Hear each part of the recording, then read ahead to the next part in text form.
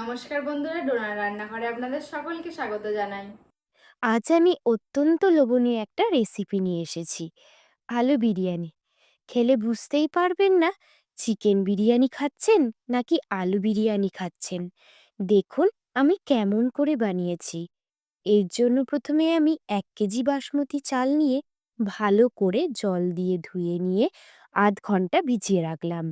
1 KG আলুকে এইভাবে বড় টুকরো করে কেটে রাখলাম। কড়াইয়ে তেল গরম করে 3টে বড় সাইজের পেঁয়াজের বেরেস্তা বানিয়ে নিলাম। এরপরে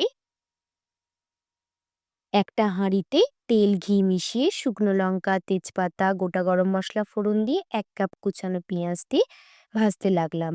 পেঁয়াজটা ভাজা হলে তার মধ্যে 1 চামচ রসুন বাটা, 1 চামচ আদা বাটা, 1 চামচ কাঁচা লঙ্কা বাটা এবং 1 চামচ ধনে গুঁড়ো, 1 চামচ জিরে গুঁড়ো দিয়ে কিছুক্ষণ ভালো করে নাড়াচাড়া করে আর তার মধ্যে দিয়ে দিলাম 100 গ্রাম টক দই।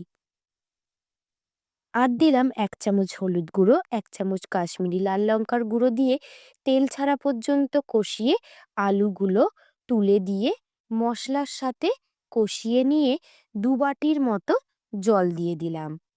পরিমাণ মতো লবণ দিয়ে ঢাকা দিয়ে আলুগুলো সিদ্ধ করে নিলাম।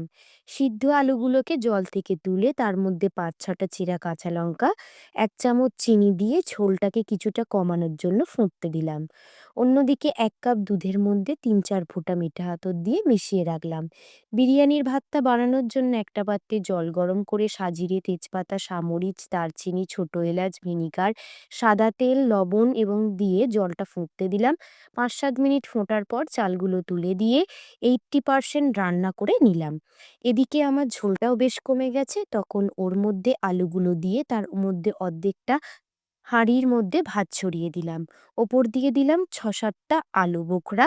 এরপরে দিলাম কিছুটা বিরিয়ানি মশলা এবং কিছুটা পেঁয়াজের বেরেস্তা। এরপর আবার বাকি ভাতগুলো ছড়িয়ে দিলাম। দিলাম বিরিয়ানি মশলা, পেঁয়াজের বেরেস্তা, দুধ মেশানো মিঠা আতর, গোলাপ জল, কেওড়া জল, জাফরান মেশানো জল এবং ঘি। এইভাবে দেওয়ার পর হাঁড়ির মুখটাতে আটা লাগিয়ে ঢাকনাটাকে তার উপর চেপে বসিয়ে দিয়ে একটা তাওয়ার ওপর মিডিয়াম হিটে 15 মিনিট দমে বসিয়ে রাখলাম।